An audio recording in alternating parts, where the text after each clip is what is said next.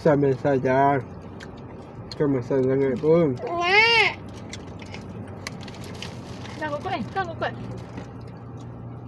Hmm. Nak. Buat besar dalam ah. Dah. Boleh jadi anak gigi lagi.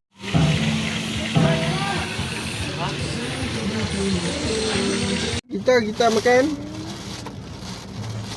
Apa ni? Hot tio.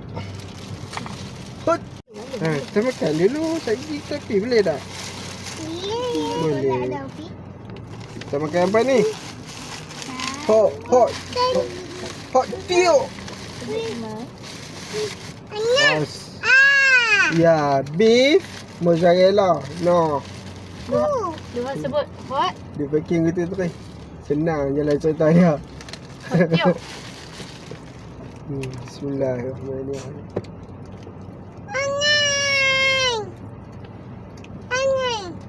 Kosong.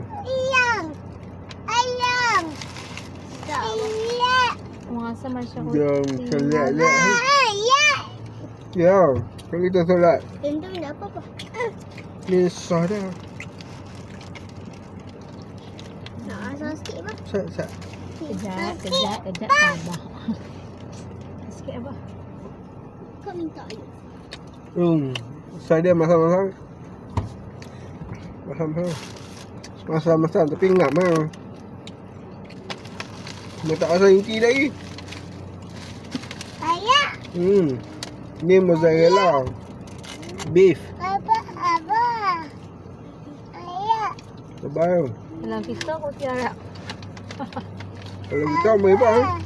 Roti Arab pun berhenti. Tak.